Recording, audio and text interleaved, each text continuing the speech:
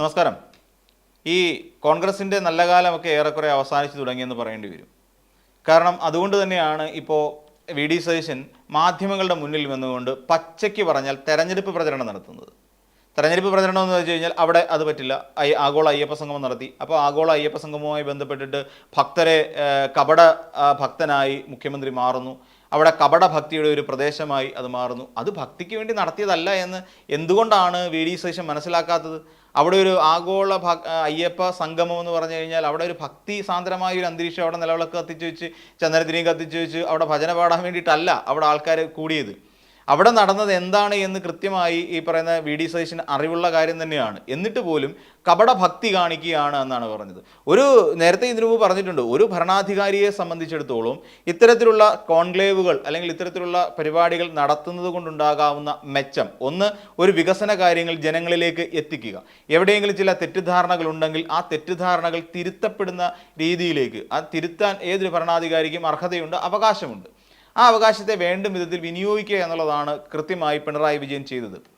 അപ്പോൾ അല്ലാതെ അവിടെ അദ്ദേഹം കപടഭക്തനായതുകൊണ്ടോ അല്ലെങ്കിൽ അമിതമായ ഭക്തി പാരവശ്യത്തോടു കൂടിയോ ഒന്നും നടന്ന ഒരു പരിപാടിയില്ല. പിന്നെ അദ്ദേഹം പറയുന്ന മറ്റൊരു കാര്യം, ഒരു ഭരണാധികാരിയുടെ ഉത്തർപ്രദേശിലെ യോഗി ആദിത്യനാഥിൻ്റെ ഒരു മെസ്സേജ് വലിയ വായിൽ അവിടെ നിന്നുകൊണ്ട് സജി ചെറിയാൻ വായിച്ചു. അതൊരു വലിയ പ്രശ്നമാണ്. കാര്യം തീവ്ര വർഗീയവാദിയായുള്ള ഒരാളുടെ പ്രസംഗം വായിച്ചു. ഇനി ഒന്ന് ചോദിച്ചോട്ടെ, ഈ വി ഡി സതീശൻ തന്നെ മുഖ്യമന്ത്രി ആയിരിക്കുകയും അന്നൊരു അവസരം അയ്യപ്പ സംഗമം നടത്താൻ വേണ്ടി ഒരു അവസരം വരികയും ഇതേ യോഗി ആദിത്യനാഥിൻ്റെ ഒരു മെസ്സേജ്, ഇത് നന്നായി വരട്ടെ, നന്നായി വിജയിക്കട്ടെ എന്ന് പറയുന്ന ഒരു മെസ്സേജ് ഈ പറയുന്ന വി ഡി സതീശൻ്റെ സർക്കാരിലേക്ക് വന്നാൽ വി ഡി സതീശൻ നയിക്കുന്ന മന്ത്രിസഭയിലെ ദേവസ്വം ബോർഡ് വകുപ്പ് മന്ത്രി ഇക്കാര്യങ്ങൾ അല്ലെങ്കിൽ ഈ കത്ത് വായിക്കില്ലേ എന്നുള്ളതാണ് എൻ്റെ ചോദ്യം. അങ്ങനെയാണെങ്കിൽ അത് അന്ന് യോഗി ആദിത്യനാഥ് ഉത്തർപ്രദേശ് മുഖ്യമന്ത്രിയാണെന്ന് കരുതൂ. ആ യോഗി ആദിത്യനാഥ് മെസ്സേജ് അയച്ചാൽ വായിക്കില്ലേ? എന്തിനേറെ പറയുന്നത്, ഇന്ന് ഏറ്റവും വലിയ സംഘപരിവാറുകാരനല്ലേ ഇന്ന് ഇന്ത്യ രാജ്യം ഭരിച്ചുകൊണ്ടിരിക്കുന്ന നരേന്ദ്രമോദി. ആ നരേന്ദ്രമോദിയുടെ ഒരു മെസ്സേജ് വന്നാൽ വി ഡി സതീശൻ വായിക്കില്ലേ? ഏതെങ്കിലും ഒരു പരിപാടിക്ക് വായിക്കില്ലേ? ഉറപ്പുണ്ടോ വി ഡി സതീശൻ അങ്ങനെ വായിക്കില്ല എന്ന്? അപ്പോൾ അങ്ങനെ പറയുമ്പോൾ എന്നിട്ട് പറയണം അദ്ദേഹം ആയിക്കോട്ടെ, അദ്ദേഹം തീവ്ര വർഗീയവാദിയാണ്. നമ്മുടെ കേരളത്തിൽ നടക്കുന്ന ഒരു പരിപാടിക്ക്, കേരളത്തിലെ ഒരു പ്രധാനപ്പെട്ട ക്ഷേത്രവുമായി ബന്ധപ്പെട്ട്, കേരളത്തിലെ ദേവസ്വം ബോർഡുമായി ബന്ധപ്പെട്ട് നടക്കുന്ന ഒരു വലിയ പരിപാടി, അന്തർദേശീയ തലത്തിൽ നിന്ന് വരെ ആളുകൾ, ഏകദേശം 180ലധികം ആളുകളാണ് അന്തർദേശീയ തലത്തിൽ നിന്ന് പ്രതിനിധികൾ ഇവിടെ എത്തിച്ചേർന്നിട്ടുണ്ടായിരുന്നു.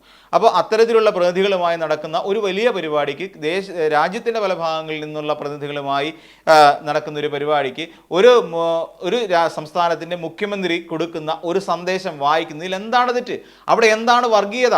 ആ പറയുന്നതിനകത്ത് അല്ലെങ്കിൽ ആ ഉത്തർപ്രദേശ് മുഖ്യമന്ത്രിയുടെ വാക്കുകളിൽ ഒരിടത്ത് പോലും ഒരു വർഗീയ അജണ്ട ഇല്ലായിരുന്നു. അദ്ദേഹം വർഗീയമായിട്ടല്ല പറഞ്ഞത്. ഈ നടക്കുന്ന അയ്യപ്പ സംഗമത്തിന് അദ്ദേഹം വിഷസറിയിക്കുകയാണ് ചെയ്തത്. എം കെ സ്റ്റാലിന് വരാൻ കഴിയാതിരുന്നുകൊണ്ട് എം കെ സ്റ്റാലിനും ഇത്തരത്തിൽ ഒരു സന്ദേശം അയക്കുകയും ചെയ്തു. അപ്പോൾ ഇതൊക്കെ വായിക്കുക എന്ന് പറഞ്ഞാൽ ആ ദേവസ്വം ബോർഡ് വകുപ്പ് മന്ത്രിയുടെ ഒരു ഉത്തരവാദിത്തത്തിൻ്റെ ഭാഗമാണ്. അല്ലെങ്കിൽ അവരെ നമ്മൾ നിരസിക്കുന്നതിന് തുല്യമാണ്. ഇതുപോലെ ചെയ്യാൻ അല്ലെങ്കിൽ ഇതുപോലെ ചെയ്യില്ല താൻ എന്ന് ഉറച്ച ഒരു തീരുമാനമെടുക്കാൻ വി ഡി സതീശന് കഴിയുമോ? കഴിയില്ല. വി ഡി സതീശനെ കൊണ്ട് കഴിയില്ല. പിന്നെ ഇതങ്ങ് പ്രചരിപ്പിക്കാം എന്നുള്ളതാണ്. വി ഡി സതീശൻ എത്ര നാളുകൊണ്ട് പറഞ്ഞുകൊണ്ട് നടക്കുകയാണ്. അതുകൊണ്ട് തെരഞ്ഞെടുപ്പ് പ്രചരണം തുടക്കത്തിൽ ഞാൻ സൂചിപ്പിച്ചതിന് കാര്യം അതാ. എത്ര നാളുകൊണ്ട് പറഞ്ഞു നടക്കുകയാണ്, അയ്യപ്പ സംഗമത്തിൻ്റെ ബോർഡ് നിങ്ങൾ കണ്ടില്ലേ? ആ അയ്യപ്പ സംഗമത്തിൻ്റെ ബോർഡിൽ അയ്യപ്പ സ്വാമിയുടെ പടമുണ്ടോ? എന്തിനാ ഇവിടെ ഒരു ഭക്തരെ ഇങ്ങനെ കുത്തിയിളക്കി വിടാൻ? ആരുടെയൊക്കെ പടമായിരുന്നു? മുഖ്യമന്ത്രിയുടെയും പി എസ് പ്രശാന്തിൻ്റെയും സജി ചെറിയാൻ്റെയും പടമല്ലായിരുന്നു? അല്ല, വി എൻ വാസവൻ്റെയും പടം, എനിക്ക് നേരത്തെ മാറിപ്പോയി, വി എൻ വാസവൻ്റെയും പടമല്ലായിരുന്നു ഉണ്ടായിരുന്നത്? എന്തുകൊണ്ട് അയ്യപ്പസ്വാമി ഇല്ലാതായിപ്പോയി എന്നൊക്കെയുള്ള ഒരു ചോദ്യം ഇങ്ങനെ ഇട്ട് കൊടുക്കുകയാണ്. എന്തിന്? ജനങ്ങളെ തെറ്റിദ്ധരിപ്പിക്കാൻ. എന്താ ഇവിടെ വർഗീയത വിൽക്കാൻ ശ്രമിക്കുന്ന ആരാണ്? വി ഡി സതീശനാണ്. എന്തിനാണ് അങ്ങനെ ഒരു ചോദ്യം ഇട്ട് കൊടുക്കുന്നത്? ഈ കേരളത്തിലുള്ള സകലമാന ജനങ്ങളും കണ്ടതാണ് ആഗോള അയ്യപ്പ സംഗമത്തിൻ്റെ പോസ്റ്റർ. അന്നൊന്നും ഇല്ലാത്ത ഒരു പ്രശ്നം, അല്ലെങ്കിൽ അത് കണ്ട് ആഗോള അയ്യപ്പ സംഗമം കഴിഞ്ഞിട്ടും എന്തിനാണ് വി ഡി സതീശൻ വീണ്ടും ഇത് ചർച്ചയിലേക്ക് കൊണ്ടുവരാൻ ശ്രമിക്കുന്നത്? ആ പോസ്റ്ററിനകത്ത് അല്ലെങ്കിൽ അങ്ങനെ പ്രചരിപ്പിച്ച ഹോർഡിങ്ങുകളിൽ പിണറായി വിജയൻ്റെയും വി എൻ വാസവൻ്റെയും അതോടൊപ്പം പി എസ് പ്രശാന്ത് എന്നുള്ള ആൾക്കാരുടെ മാത്രമേ ചിത്രങ്ങളുള്ളൂ. അയ്യപ്പസ്വാമിയുടെ ഇല്ല എന്നാണ് പറയുന്നത്. എന്തിന് അങ്ങനെ ഒരു ചർച്ചയിലേക്ക് അല്ലെങ്കിൽ അത് ഇപ്പോൾ ചർച്ചയിലേക്ക് കൊണ്ടുവരുന്നു? കഴിഞ്ഞ കാര്യമല്ലേ? അതിനെ എന്തിന് ചർച്ചയിലേക്ക് കൊണ്ടുവരുന്നു? അപ്പം അവിടെ എന്താണ് അങ്ങനെ ചർച്ചയിലേക്ക് കൊണ്ടുവരുന്നതുകൊണ്ട് വി ഡി സതീശൻ എന്താണ് ഉദ്ദേശിക്കുന്നത്? ഇവിടെ വീണ്ടും അപ്പം ഞാൻ എന്നിട്ട് ഞാൻ പറയുകയാണ്, ഒരുപക്ഷെ അതിനെ ന്യായീകരിക്കുന്നതിന് വേണ്ടിയായിരിക്കും പറഞ്ഞത്, ഞങ്ങൾ ന്യൂനപക്ഷ വർഗീയതയും ഭൂരിപക്ഷ വർഗീയതയും ഒരുപോലെ എതിർക്കുന്നവരാണ് എന്ന് ഏറ്റവും ഒടുവിൽ അടിക്കുറിപ്പ് ചേർക്കുന്നത് എന്തിനു വേണ്ടിയിട്ടാണ്? അപ്പോൾ ഇതുമായി കണക്ട് ചെയ്ത് പോവല്ലേ. അപ്പം എന്ന് വെച്ചാൽ എന്നിട്ട് വീണ്ടും പറയും ഞങ്ങൾ വിശ്വാസികൾക്കൊപ്പമാണ് എന്ന് അടിവരയിട്ട് പറയുകയും ചെയ്യുന്നു. എന്ന് വെച്ചാൽ ഇവിടെ ജനങ്ങളുടെ മനസ്സിലൊരു തോന്നലുണ്ടായിക്കോട്ടെ, പിണറായി വിജയൻ ഇപ്പോൾ ശബരിമലയിലെ ഭക്തിമൂത്ത് ചെയ്തതല്ല, വെറുതെ വോട്ട് നേട്ടം ഉണ്ടാക്കാൻ വേണ്ടി മാത്രം ഇതിങ്ങനെ ചെയ്തതാണ് എന്ന് വരുത്തി തീർക്കുക. പിന്നെ തന്നെയല്ല, ഭക്തരെ കൂടുതൽ പ്രൊവോക്ക് ചെയ്യാൻ വേണ്ടിയിട്ട് അവിടെ പറയുന്നു. എന്താ പറയുന്നതെന്ന് ചോദിച്ചു കഴിഞ്ഞാൽ, അവിടെ ശബരിമലയിൽ ആ പോസ്റ്ററിനകത്ത് അയ്യപ്പ സ്വാമിയുടെ അല്ലെങ്കിൽ അയ്യപ്പൻ്റെ വിഗ്രഹം ഉണ്ടായിരുന്നില്ല, അയ്യപ്പൻ്റെ ചിത്രം ഉണ്ടായിരുന്നില്ല എന്ന് പറയപ്പെടുകയും ചെയ്യുന്നു. ഈ റോഡ് നീളെ കൊണ്ടുവന്ന് പ്രദർശിപ്പിക്കാനുള്ളതാണോ അയ്യപ്പൻ്റെ ചിത്രം എന്ന് നമ്മളുടെ മറുചോദ്യമുണ്ട്. ഒരു ഹിന്ദു അവിടെ നിൽക്കുന്ന ഒരു ആൾ സ്വാഭാവികമായും ചോദിക്കാനിടയുള്ള സാഹചര്യം അതാണ്. അപ്പോൾ അങ്ങനെ പിന്നെ ഈ രീതിയിലൊക്കെ തെരഞ്ഞെടുപ്പ് പ്രചരണത്തിലേക്ക് കൊണ്ടുപോവാണ്. എന്നിട്ട് NSSുമായി ഞങ്ങൾ അനുനയ ചർച്ച നടത്തിയിട്ടേ ഇല്ല എന്ന് പറയുന്നു. അവിടെ NSS കൃത്യമായ ഒരു സ്റ്റാൻഡാണ് പിടിച്ചു നിൽക്കുന്നത്. കാര്യം NSSനെ സംബന്ധിച്ചിടത്തോളം UDFനെ ഇനി ചാരി നിൽക്കുന്നത് കൊണ്ട് NSSന് നേട്ടമില്ല, അത് NSS ഉറപ്പിച്ചു കഴിഞ്ഞു. പിന്നെ വീണ്ടും VD സതീശനെ ചാരി നിന്നിട്ട് എന്ത് കാര്യം? രമേശ് ചെന്നിത്തലയെ ചാരി നിൽക്കുന്നുണ്ട്, എന്താ പ്രയോജനം? രമേശ് ചെന്നിത്തല എന്തിനേറെ ഇനി പ്രതിപക്ഷത്ത് വന്നാൽ പ്രതിപക്ഷ നേതാവാകുമോ എന്നുള്ള കാര്യം പോലും സംശയമാണ്.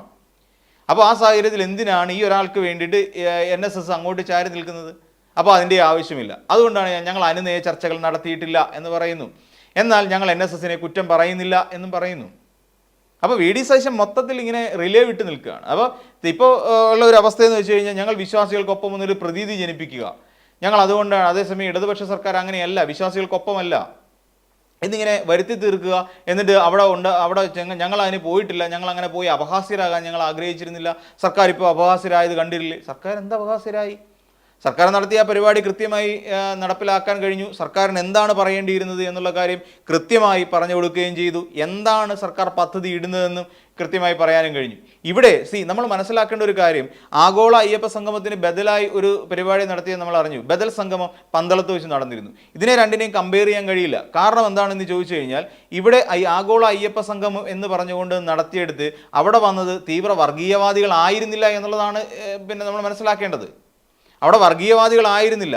ഇങ്ങനെ ഇവിടെ നടക്കാൻ പോകുന്ന ചർച്ചകൾ വലിയ ചർച്ചകളാണെന്നും ശബരിമലയുടെ വികസനം മാത്രം മുന്നിൽ കണ്ടുകൊണ്ട് നടത്തുന്ന ചർച്ചകളാണ് എന്നുള്ള ഒരു കാര്യമുണ്ട്. അപ്പോൾ അതുകൊണ്ട് തന്നെയാണ് ഒരു ക്ഷണിക്കപ്പെട്ട പ്രതിനിധികൾ മാത്രമായി ഇവിടേക്ക് എത്തുന്നത്. അപ്പോൾ അവിടെ അതേസമയം ബദൽ സംഗമത്തിൽ നടന്ന ആളുകളെ നമ്മൾ നോക്കിക്കഴിഞ്ഞാൽ അവരെല്ലാം വർഗീയവാദികളാണ്, അവർ സർക്കാർ വിരോധികളാണ്. അതുകൊണ്ട് തന്നെയല്ലേ അവിടെ ക്ഷണിക്കപ്പെട്ട ഒരാൾ അവിടെ നിന്നുകൊണ്ട് വിളിച്ചു കൂവിയത്? പിന്നെ വാവരുസ്വാമി എന്ന് പറയുന്നത് ഒരു തീവ്രവാദിയായിരുന്നെന്നും ഒരു മുസ്ലിം അക്രമകാരിയായിരുന്നു എന്നും അവർ വിളിച്ചു പറഞ്ഞത് അതുകൊണ്ടല്ലേ? അപ്പോൾ അതുകൊണ്ടാണ് പറഞ്ഞത് അവിടെ നടന്ന സംഗമം എന്ന് വെച്ച് കഴിഞ്ഞാൽ ശരിക്കും വർഗീയ സംഗമമായിരുന്നു. അതല്ലാതെ അതൊരു നാടിന് വേണ്ടതോ അല്ലെങ്കിൽ നമ്മുടെ ഒരു ദേവസ്വം ബോർഡിന് ആവശ്യമുള്ളതോ ശബരിമലയുടെ സമൂലമായ ഒരു പരിവർത്തനത്തിനും അവിടുത്തെ വികസനത്തിനും വേണ്ടിയിട്ട് നടത്തിയ ഒരു സംഗമമായിരുന്നില്ല ബദൽ സംഗമം. ഒരു വിറളി പൂണ്ട BJP സംഘപരിവാറുകാർ അവരുടെ അജണ്ട ജനങ്ങളിൽ അടിച്ചേൽപ്പിക്കാൻ വേണ്ടി നടത്തിയ ഒരു സംഗമം. അതിനപ്പുറത്ത് യാതൊരു പ്രാധാന്യമൊന്നുമില്ല. അവരുടെ വർഗീയ വിഷം തുപ്പാൻ വേണ്ടി ഒരിടം, അതിന് അയ്യപ്പനെ കരിവാക്കി എന്ന് മാത്രം. അതുപോലെ നമുക്ക് സംസ്ഥാന സർക്കാരിനെ കാണാൻ കഴിയില്ല. അവിടെ മുദ്രാവാക്യം വിളി ഉണ്ടായിരുന്നില്ല, അവിടെ ശരണം വിളി ഉണ്ടായിരുന്നില്ല. അവിടെ അതേസമയം അവിടെ നമ്മൾ മനസ്സിലാക്കേണ്ട കാര്യം, തീവ്ര വർഗീയത പ്രചരിപ്പിച്ചില്ല, വർഗീയ വിദ്വേഷം പടർത്തിയിട്ടില്ല. അവിടെ നടന്നത് ചർച്ചകൾ മാത്രമാണ്. അവിടെ ആരും വാവരുസ്വാമിയെ കയറി മുസ്ലിം തീവ്രവാദി എന്ന് വിളിച്ചിട്ടില്ല, അവിടെ മുസ്ലിം അക്രമകാരി എന്ന് വിളിച്ചിട്ടില്ല. അവിടെ പിന്നെ ഇനി ശബരിമല RSS ഇല്ലായിരുന്നെങ്കിൽ ശബരിമലയെ ഇവിടെ പിന്നെ ശബരിമല ഇല്ലായിരുന്നെങ്കിൽ ഇവിടുത്തെ ഹിന്ദുക്കളൊക്കെ മതം മാറ്റപ്പെട്ടേനെ എന്ന് അവിടെ ആരും പറഞ്ഞില്ല. അപ്പോൾ അവിടെ സംസാരിച്ചത് മുഴുവൻ വികസന കാര്യങ്ങളും, ഇവിടെ സംസാരിച്ചത് ബദൽ സംഗമത്തിൽ സംസാരിച്ച ചർച്ചകൾ പിന്നെ തീവ്ര വർഗീയവാദവുമായിരുന്നു. അപ്പോൾ ഇത് രണ്ട് എക്സ്റ്റെൻഡിൽ നിൽക്കുന്നതാണ്, രണ്ട് ധ്രുവത്തിൽ നിൽക്കുന്ന രണ്ട് കാര്യങ്ങളാണ് സംഭവിച്ചത്. അപ്പോൾ ഈ രണ്ടെണ്ണം നടന്നു കഴിഞ്ഞ് അവർ BJPക്കാർ അവരുടെ ശക്തി പ്രകടനം കൂടെ നടത്തി ഇത്രയും അധികം തീവ്രവാദികൾ നമ്മുടെ കേരളത്തിൽ, ഹിന്ദു തീവ്രവാദികൾ കേരളത്തിലുണ്ട് എന്ന് നമ്മളെ മനസ്സിലാക്കി തരികയും ചെയ്തു. ഇതൂടെ കഴിഞ്ഞപ്പോഴേക്ക് കോൺഗ്രസിനെ സംബന്ധിച്ചിടത്തോളം വലിയ അബദ്ധം പടഞ്ഞിരിക്കുകയാണ്. കോൺഗ്രസിന് ഇടത്തോട്ടും ചാടാൻ വയ്യ, ഇനിയിപ്പം BJPയോടൊപ്പം നിൽക്കാനും വയ്യാത്ത ഒരു അവസ്ഥ. ഇതിനിടയിലാണെങ്കിൽ NSSനെ ഹൈജാക്ക് ചെയ്യുകയും ചെയ്തു CPM. ഇങ്ങനൊരു അവസ്ഥ വന്നപ്പോൾ ഇനിയും കിട്ടുന്ന മാധ്യമ പ്രവർത്തകരുടെ മുന്നിൽ നിന്നുകൊണ്ട് ഇങ്ങനെയൊക്കെ വിളമ്പി എങ്ങനെയെങ്കിലും ഇലക്ഷൻ പ്രചരണത്തിന് വേണ്ടിയിട്ട് കോൺഗ്രസിൻ്റെ നല്ല കാര്യങ്ങൾ വിളിച്ചു പറയാൻ വേണ്ടി മാധ്യമങ്ങളെ ഉപയോഗിക്കുക എന്നൊരു രീതിയിലേക്ക് VD സതീശൻ അധപ്പതിച്ചു എന്ന് തന്നെ പറയേണ്ടി വരും.